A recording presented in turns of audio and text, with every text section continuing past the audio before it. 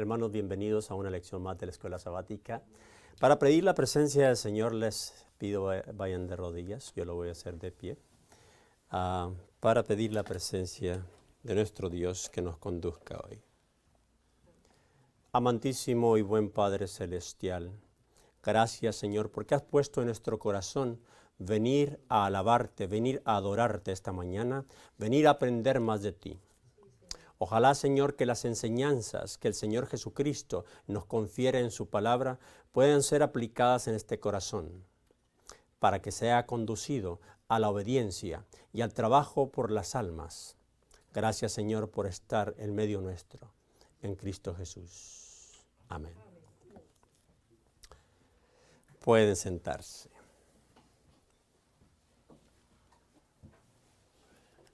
Jesús en Jerusalén. El día de hoy veremos algunos eventos que tuvieron parte cuando Jesús visitó la ciudad de Jerusalén. El propósito del Señor, como sabemos, era redimir. Dio todo el Señor, agotó los recursos del cielo para venir en su salvación.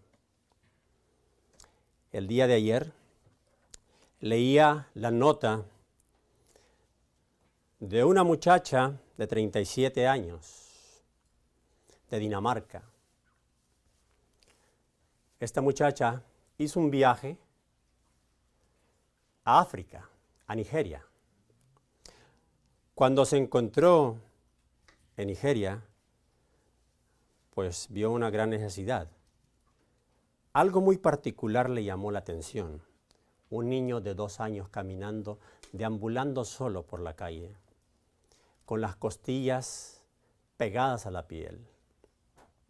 Lo encontró junto a una carnicería, donde el niño recibía las sobras que el dueño de esta carnicería de perros le daba. Ese niño de 2 años buscaba la subsistencia como diera lugar. Los padres lo habían abandonado por una razón muy particular. Realmente, cuando nosotros vemos imágenes de un niño flaco, de un niño muriendo en África, pensamos que el origen de todo es que hace falta un plato de comida. En este caso, muchos niños como este niño que fue bautizado con el nombre de Hope por la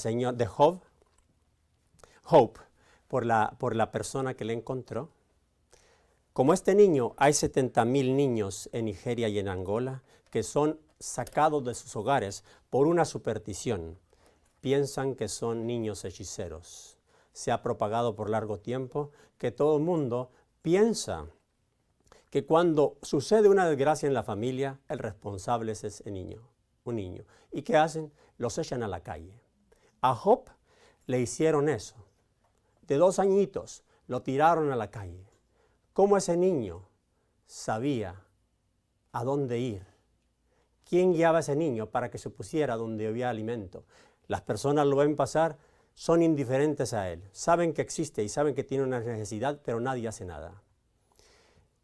Esta mujer de Dinamarca se compadeció tanto cuando supo de esta desgracia y supo los porqués, que decidió quedarse en África. Y dijo así: dejo todo lo que tengo en Dinamarca para irme a esta tierra desconocida, a esta tierra inexplorada. Esta muchacha trabajaba como gerente en una tienda de ropa y no le importó. Se movió con su marido a Dinamarca. Después fundó una organización que se llama la ONG y difundió un montón de fotografías por medio de internet de niños con padecimientos como el padecimiento de Job. Esto apenas ocurrió en enero de este año. Y hace poco ya recaudó $1 millón porque la gente se compadeció tanto que empezaron a ayudar. Como un ser humano, al cual le llaman el ángel tatuado. Un ángel rubio y tatuado. Fíjense bien, no crean que tiene apariencia de Madre Teresa la señora esta. Cómo Dios usa a gente con apariencia poco cristiana a veces para avergonzarnos a los que somos cristianos. Usa gente como el ángel rubio tatuado, y si la ven ustedes, se llama Anja Ringrenloven. Esta señora de 37 años, con una vida bastante cómoda en Dinamarca, como lo dije, decide dejar todo para irse a vivir con los desafortunados, los niños de Nigeria. Adoptan a Job, ahora ese niño sobrevive y vive bien, gracias a la ayuda de mucha gente que se compadeció, gracias a que un ángel, el ángel tatuado, pudo llegar a esta comunidad y pudo notar las carencias.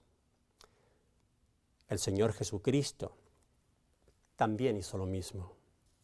Vino a esta tierra, agotó los últimos recursos en el cielo, lo dejó todo.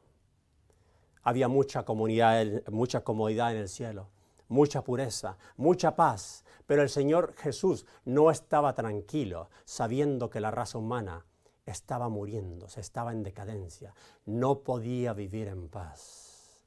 Y dijo, lo despojo todo, dejo todo y voy a buscar aquel ser que cayó. Vino y nos encontró aquí como Job, muriendo, ya casi sin vida el ser humano. Y vino, le tomó de la mano, le adoptó, lo hizo suyo. Ahora nosotros vivimos con la esperanza puesta en el Señor Jesucristo. Él es quien nos da todo. Vamos a leer Mateo 21, 42. ¿Nunca leísteis en las Escrituras la piedra que desecharon los edificadores? Ha venido a ser cabeza del ángulo. El Señor ha hecho esto y es cosa maravillosa a nuestros ojos. Pese a que el Señor Jesucristo dejó todo por venir en su rescate, por venir en mi rescate, fue rechazado como la piedra del ángulo en la construcción del primer templo. Hay una historia referente a esto que tenían los judíos cuando se estaba construyendo el primer templo. Trajeron muchas piedras para hacer los cimientos y los muros. Pero había una piedra de particular medida y características que parecía que no encajaba. Empezaron a hacer los cimientos, empezaron a hacer los muros. Cuando iban a conectar la esquina, no encontraban la piedra, no la encontraban ni la tenían en su nariz, en sus ojos. Pero se les hacía de medidas raras, quizá, no sé, algo le veían que no la veían adecuada. Pero a alguien se le ocurrió por ahí ponerla y encajó perfectamente. Por mucho tiempo, esa piedra se le llamó la piedra olvidada o la piedra rechazada. Ese es el Señor Jesucristo. Jesucristo vino al mundo y recibió el rechazo como esa piedra, por eso se le llama la piedra olvidada. Pero también la piedra era la piedra angular, la que quedaba perfectamente donde debía meterse. Vamos a leer Mateo 27 y 28. Vamos a ver el cometido principal del Señor Jesucristo en su venida a esta tierra. Mateo 20, 27 y 28. Dice así: el que quisiera ser primero entre vosotros, sea vuestro servidor.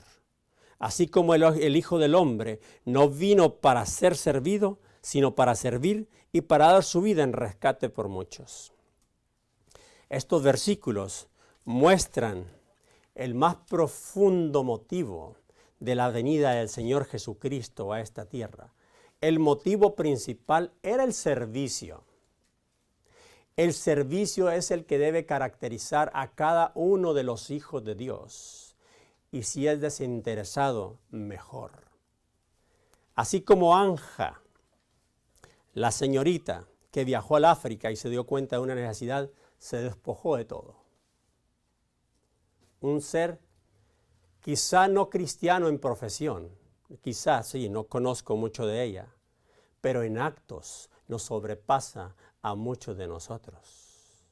Nosotros como cristianos, esa característica del Señor Jesús la debíamos tener heredada, Si tenemos al Espíritu Santo, esa característica no puede faltar. La característica del servicio. En eso se identifica la vida del cristiano y en eso se debe centrar. Si no hay servicio, su vida es vana y es hueca. El Señor Jesucristo vino a servir y lo manifestó en aquella última cena. ¿Recuerdan? Cuando cuando le dijo a Pedro que le lavaba los pies. Y Pedro dijo, jamás, nunca me lavarás los pies. Pero nunca, porque eso tenía entre los judíos, había un estigma con referencia a lavar los pies. Era de los esclavos, era de los siervos. Como el Señor Jesucristo, su maestro, a quien consideraban el Mesías, iba a ser el siervo. Jamás. Era el rey que reinaría en Jerusalén, según ellos, nunca se debería rebajar. Ellos eran los que le debían lavar los pies. Mas el Señor Jesucristo siempre quiso dar lecciones de suma importancia, y esta no se tenía que olvidar. Era la última cena que tendría con ellos. ¿Y qué les podía enseñar? El mayor de todos los dones, el servicio. Jesús les señaló por qué. Pronto entendería qué era lo que significaba esa acción de él. Entonces Pedro le dijo, Jesús le dice, si no te lavo no tendrás parte en el reino de los cielos. ¿Por qué no parte?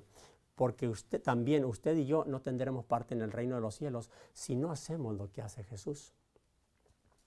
O si no accedemos como Pedro a realizar el acto que Jesús quería realizar con él. Debemos ser serviciales los unos para los otros. Eso es lo que significa el lavado de los pies. Ser humildes, demostrar nuestra humildad para con el prójimo, dar lo que tenemos, todo lo que sea posible, por salvar a un individuo. Vamos a pasar a la lección número 10 a la lección del domingo, perdón.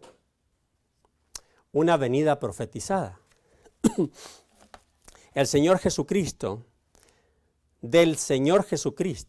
ya se había profetizado su venida. Y uno de los profetas que lo hizo fue Ageo y también Zacarías. Vamos a ver qué dice Ageo. Ageo 2:6-9.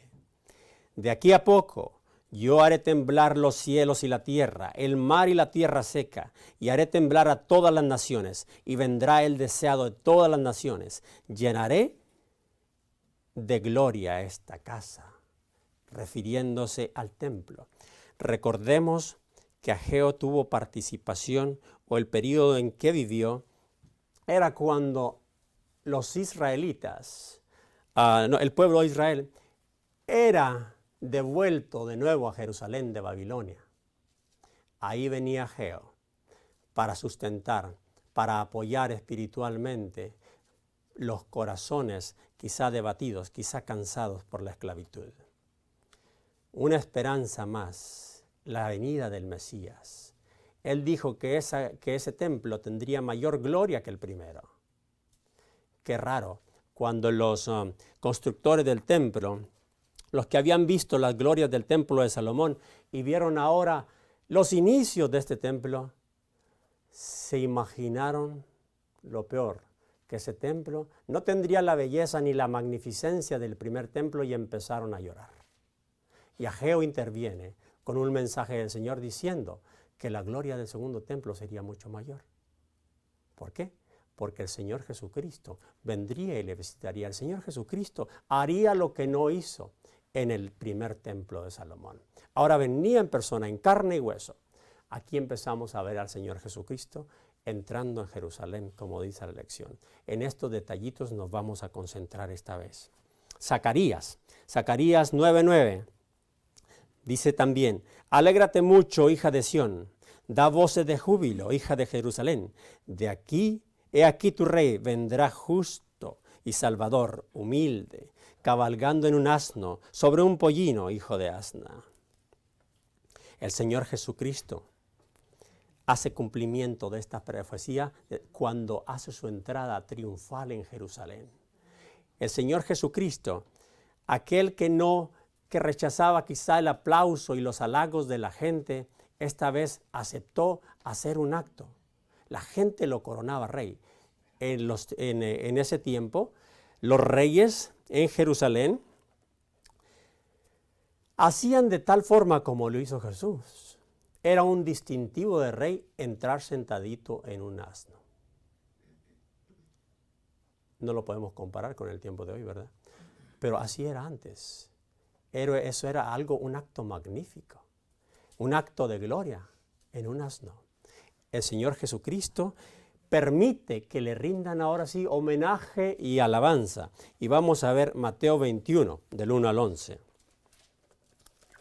Dice, y cuando se acercaron a Jerusalén y vinieron a Bethfagé, al monte de los olivos, entonces Jesús envió a 2 de sus discípulos diciéndoles, id a la aldea que está delante de vosotros, y luego hallaréis una asna atada y un pollino con ella, desatadla y traédmelos. Y si alguno os dijere algo, decid, el Señor lo necesita, y luego los enviará. Todo esto fue hecho para que se cumpliere lo que había dicho el profeta, que dijo nuevamente, decid a la hija de Sión, he aquí tu rey viene a ti, manso, sentado sobre un asna y un pollino, hijo de animal de yugo. Y los discípulos fueron e hicieron como Jesús le mandó. Y trajeron el asna y el pollino y pusieron sobre ellos sus mantos y se sentó encima. Y la multitud, que era muy numerosa, tendía sus mantos en el camino, y otros cortaban ramas de los árboles y las tendían en el camino. Y las multitudes que iban delante y los que iban detrás aclamaban diciendo, Hosana al Hijo de David, bendito el que viene en el nombre del Señor, Hosana en las alturas. Y entraron en Jerusalén. Toda la ciudad se conmovió diciendo, ¿quién es este? Ahí Jesús cumple la profecía de Zacarías, que entraría como rey, sin rechazar este acto, sin rechazar esta alabanza. ¿Por qué? Porque en verdad Él era rey. Recordemos, los que le iban siguiendo y dando hosanas tenían un concepto bastante equivocado. ¿Por qué? Porque los líderes de su tiempo, aunque sabían que el Mesías vendría así,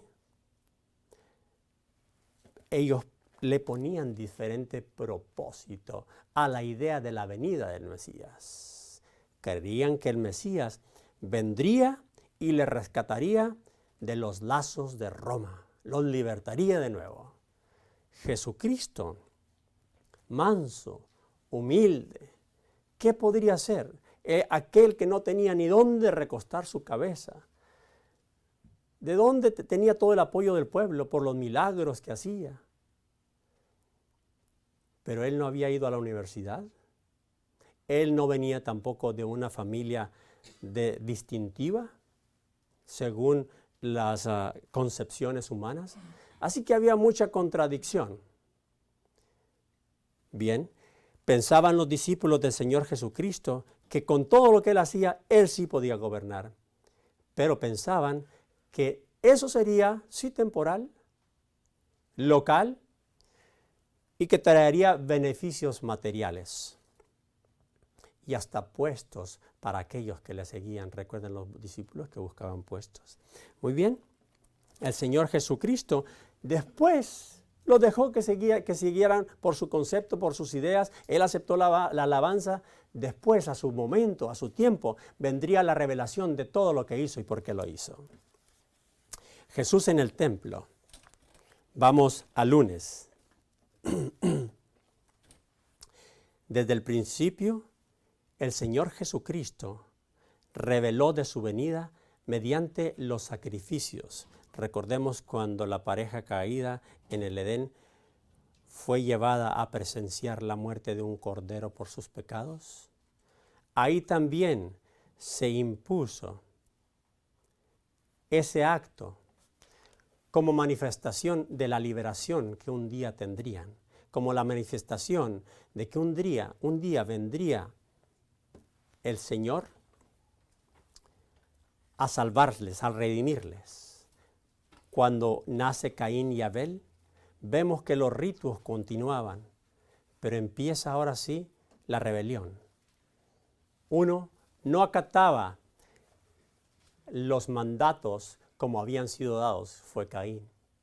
¿Qué más da que yo le rinda frutos al Señor que el de la tierra es lo que yo tengo? ¿Qué más da que realice este tipo de cosas? El Señor es bueno y me entiende. Entonces, esa modalidad la vemos en el mundo cristiano. ¿Qué más da que yo rinda culto en un día, por decirlo así? Vamos a dar un pequeño ejemplo. Que yo crea que es conveniente porque el Señor dice, 6 días trabajarás y harás toda tu obra, más el séptimo día de reposo para Jehová. Pues mi día de reposo es el lunes, ese yo le aplico. Y yo creo que el Señor es bueno y me entiende. Así, esa es la mentalidad de Caín. Aquí la tenemos desde el principio y muchos cristianos la hemos heredado. El Señor me entiende, el Señor conoce los corazones, sí, pero no acatamos las órdenes. El Señor también necesita obediencia. Sin obediencia no hay perdón para usted y no hay rescate. Jesús en el templo. También vemos el Evangelio, lo vemos también en el templo en el desierto, ¿cómo se llama? En el santuario del desierto, manifestado en símbolos. Igual en el primer templo, igual en el segundo templo. Todas las cosas manifestaban al Señor Jesucristo, todos los símbolos. Ellos, les digo una cosa, las personas que manejaban estos rituales sí sabían bastante, porque ahí estaban aprendiendo todos los días. Era su libro el mismo santuario, como para que se equivocaran. Generaron concepciones equivocadas hasta que se las creyeron, que no aceptaron al Señor en su condición de pobre. Vamos a ver qué dice Mateo 21, Jesús y los cambistas. Vamos a ver ahí, cuando el Señor hace una purificación en el templo. Mateo 21, 12 al 17. Dice así. Y entró Jesús en el templo de Dios y echó fuera a todos los que vendían y compraban en el templo y volcó las mesas de los cambistas y las sillas de los que vendían en las palomas. Y les dijo, escrito está, mi casa, casa de oración será llamada, mas vosotros la habéis hecho cueva de ladrones. Y los ciegos y los cojos venían a él en el templo y los sanaba. Y cuando los príncipes de los sacerdotes y los escribas vieron las maravillas que hacía, y a los muchachos clamando en el templo diciendo, Hosana al Hijo de David, se indignaron y le dijeron, ¿oyes lo que estos dicen? Y Jesús les dijo, sí, nunca leísteis de la boca de los niños y de los que maman perfeccionaste la alabanza. Jesucristo llega al templo y lo primero que hace, fíjese bien, hace un despojo de las cosas que no pertenecían al templo. Esto lo puede poner como una lección espiritual. Cuando Jesús también a usted le da entrada en su templo, en su vida, ¿qué cree que hace? Lo mismo que hizo en el atrio de los gentiles. Tira todo el basurero que en su vida no sirve, todo aquello que a usted le daña, todo aquello que le desenfoca del Señor Jesucristo. El Señor también viene y le tira todas las mesas de su corazón, todas las cosas que usted alberga ahí que no le sirven pero para nada. Esta mañana, mientras veníamos en la calle, veníamos la hermana que traía y yo, nos llamó la atención una cosa muy particular. Hay una iglesia, y en la iglesia había como unas 40 gentes, y había como unas 10 mesas, y había trapos colgados alrededor de la iglesia, y ahí había mesas, sillas, jaulas, era una yard sale. Esa fachada me trajo a la mente lo que describe el Señor Jesucristo ahora aquí. En la casa de oración han hecho ustedes una cueva de ladrones. No lo apliquemos solamente a un local. Como les dije, apliquémoslo al corazón. ¿Qué tiene usted en ese corazón? En esta casa que pertenece al Señor Jesucristo, ¿qué tiene que estorbe? Si usted sinceramente invitó al Señor Jesucristo a venir a su casa, no le duela que haga lo que hizo en el segundo templo. Vamos a pasar al martes, ningún fruto.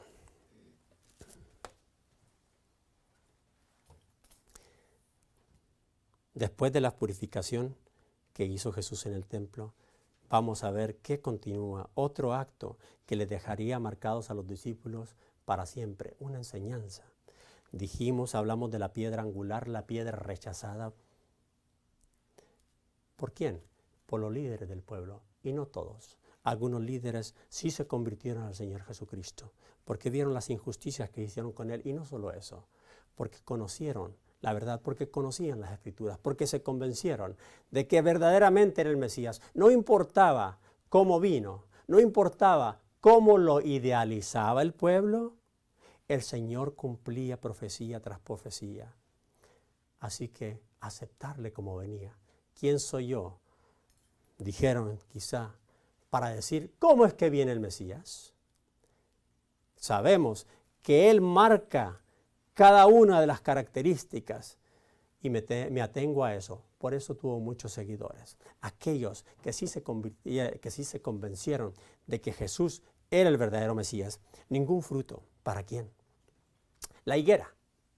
¿A quién representa la higuera? Al pueblo del Señor de ese tiempo, a los líderes, especialmente aquellos que le rechazaron. Vamos a ver a Jesús en este acto. Mateo 21, 18 al 22.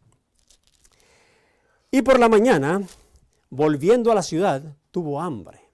Y viendo una higuera cerca del camino, vino a ella y no halló nada en ella, sino hojas solamente. Y le dijo, nunca más nazca fruto de ti por siempre. Y al instante la higuera se secó. Y viéndolo los discípulos se maravillaron y decían, ¿cómo es que tan pronto se secó la higuera? Y respondiendo Jesús les dijo, de cierto os digo, que si tuviereis fe y no dudareis, no solo haréis esto de la higuera, sino que si a este monte dijeres, quítate y échate al mar, será hecho. Y todo lo que pidiereis en oración, creyendo lo recibiréis. La maldición a la higuera. La maldición para aquellas personas que no habían aceptado a Cristo. Ellos solos se habían hecho acreedores a ella, no que el Señor les quisiera desechar. Eso pasa también cuando nosotros tenemos la invitación de Cristo. Pasa nada más y nada menos que lo mismo. Le rechazamos, pese a que en cierto grado o a que completamente estamos convencidos de que el Señor es Dios y de que viene a salvarnos. Cuando le rechazamos de nuestra vida, nada más y nada menos nos pasa lo que la higuera.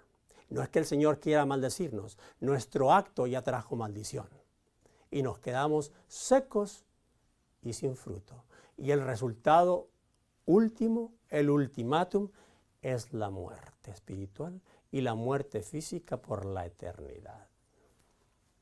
La piedra. Jesús es la piedra. Vamos a ver la parábola de Mateo. Mateo 21, 33 al 46. Dice aquí, oíd otra parábola. Hubo un hombre de familia, el cual plantó una viña y la cercó del vallado y cavó en ella un lagar y edificó una torre y la arrendó a los labradores y se fue lejos. Y cuando se acercó el tiempo de los frutos, envió a sus siervos a los labradores para que recibiesen los frutos. Dice, mas los labradores, tomando los siervos, los golpearon a uno y a otro mataron y a otro apedrearon. Otra vez envió otros siervos, más que los primeros, e hicieron con ellos de la misma manera. Y a la postre le envió a su hijo, diciendo, tal vez respeten a mi hijo. Mas los labradores, cuando vieron al hijo, dijeron entre sí, este es el heredero, venid y matémosle, y apoderémonos de su heredad. Tomándole, le echaron fuera de la viña y le mataron. Y cuando viniere pues el Señor de la viña, ¿qué hará con aquellos labradores? Ellos le dijeron, a los malos destruirá sin misericordia, y su viña arrendará a otros labradores que le paguen el fruto del tiempo. ¿Quién es el dueño de la viña? Vemos aquí como dueño a Dios. Los labradores, los siervos, o que nos decimos siervos del Señor.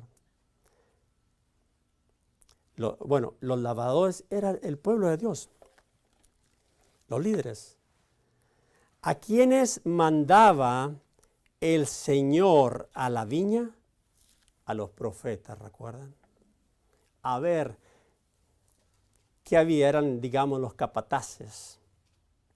Venían a buscar fruto, a ver qué cuentas rendía el pueblo al Señor, qué cuentas rendían los labradores de la viña.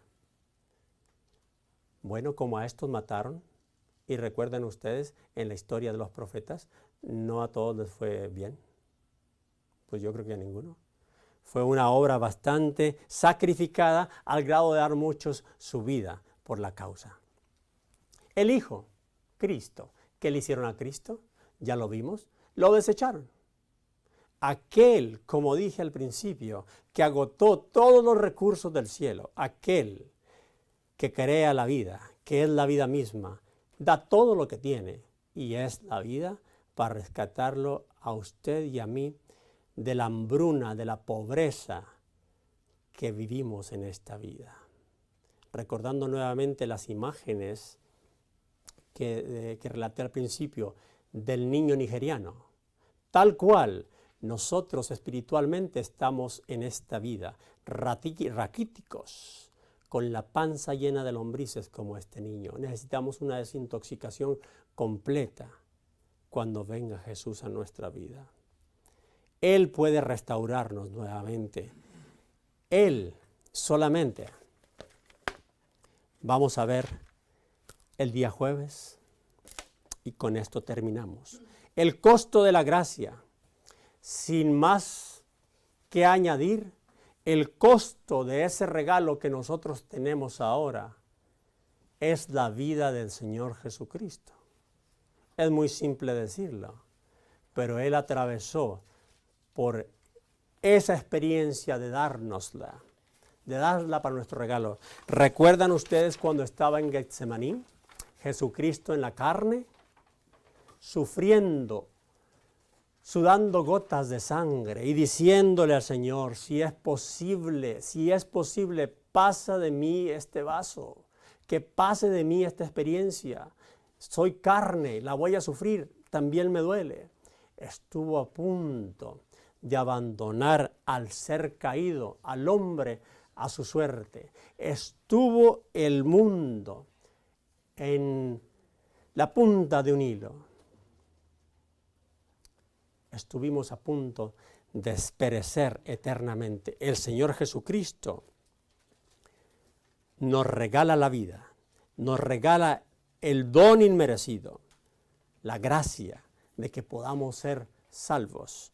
¿Será usted una de las personas que como su pueblo le rechace al Mesías? ¿Será usted la persona que cuando venga Jesucristo y le llame y le diga que quiere entrar a convivir a su templo, a su persona? ¿Será usted la persona que deje que tire el Señor Jesucristo todos los ídolos que hay ahí presentes en su vida? Todas aquellas cosas que le estorban la mirada para ver el Señor Jesucristo. Cada uno de nosotros, como los cambistas de ese templo, tenemos una mesa ahí con ídolos. Una mesa que necesita ser trastornada, tirada, quebrada si es posible, para que el Señor de esa manera purifique nuestra alma. Recuerden, el Señor Jesucristo, en su bondad y misericordia, nos ofrece el perdón, nos ofrece la vida eterna. ¿Le rechazará usted hoy, esta mañana? ¿O le dirá, Señor Jesús, entra a mí y restáurame, límpiame, límpiame, que mi vida sea tan limpia como la lana, tan blanca como la nieve? ¿Quiere el Señor Jesús que lo quiere hacer esto? ¿Quiera usted doblegar su voluntad y permitirle que lo haga? Oremos, hermano.